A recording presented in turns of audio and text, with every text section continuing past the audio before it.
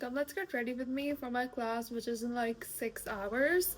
Since my today's class theme is business formals, we're gonna keep it as it is. This is a new primer by T-Fit that I'm actually using for the first time ever. This is actually super thick. Today we are doing underpainting and I absolutely love this MPH palette, and this goes perfectly with my outfit, and the whole aesthetic and the vibe is just, I'm obsessed. Since the formula of this palette is super thick, I'm gonna make sure my face is super hydrated. So I'm gonna go with this D'Alba spray. And I'm also gonna spray this on the palette so I get a more creamy consistency.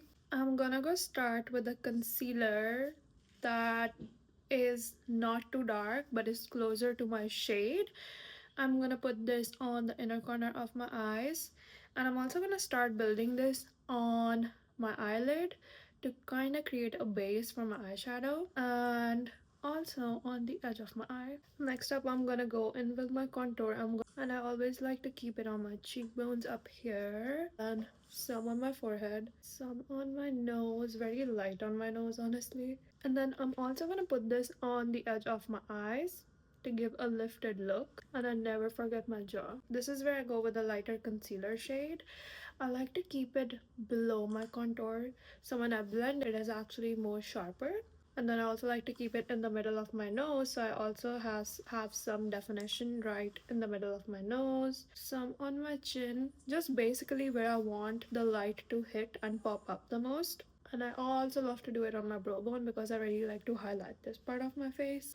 Now you need to be really precise while blending these two colors in. You make sure you do not blend these two colors together. I always take different brushes to blend these two colors.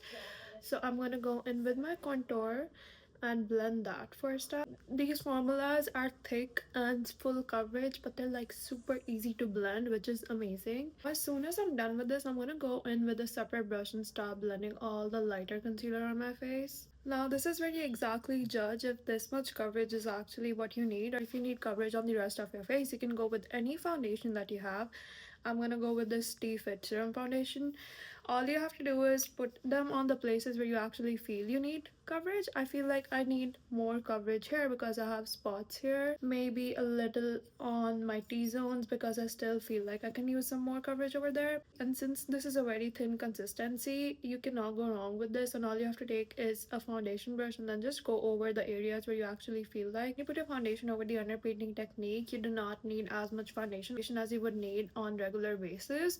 You basically have that structure and the coverage that you already need, and you can go in with any lighter coverage foundation and just basically even everything out. This is exactly when I like to put my blush on because I don't want the pigment to completely go away. I still want this to pop up, so I'm gonna put this over my foundation. And a trick to not make your blush pop as much, you can use the same foundation brush that you use for your face and just go over the blush with that, so it actually mutes it and blends it. This is what I get when I use my foundation brush to blend my blush in. It gives a more skin-like finish, and this is what I get when I use a regular brush to blend my blush in. This gives a more blush look. It's just preference how you like to show it, and that's pretty much it. Now this is the end of all my liquid products. I'm gonna go in with the Charlotte Tilbury setting spray and set all my liquids in.